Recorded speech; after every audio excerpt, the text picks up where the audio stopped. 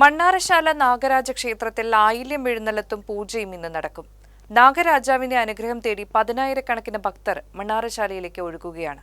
നാഗചൈതന്യം നിറഞ്ഞു നിൽക്കുന്ന മണ്ണാറശാലയിലേക്ക് 10,000-ങ്ങളാണ് ഇന്നലെ പൂയം തൊഴാൻ എത്തിയത്.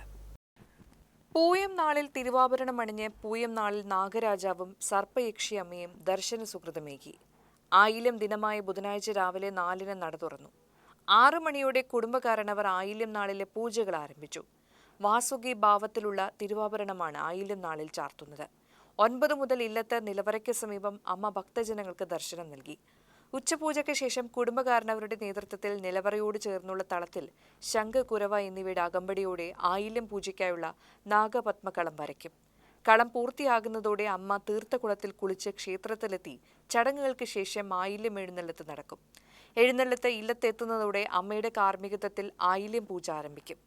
100 പാലും ഗുരുതി, തട്ടിന്മേൽ 100 പാലും ഉൾപ്പെടെയുള്ള ആയില്യം പൂജകൾ പൂർത്തിയാകുമ്പോൾ അർദ്ധരാത്രിയാകും. ആയില്യം പൂജകൾക്ക് ശേഷം അമ്മയുടെ അനുമതി വാങ്ങി കുടുംബകാരണവർ നടത്തുന്ന തട്ടിന്മേൽ 100 പാലും പ്രധാനമാണ്. ഇതിനുശേഷം അമ്മയുടെ ആചാരപരമായ ക്ഷേത്ര ദർശനത്തോടെ ആയില്യം നാളിലെ ആഘോഷങ്ങൾ പൂർത്തിയാകും.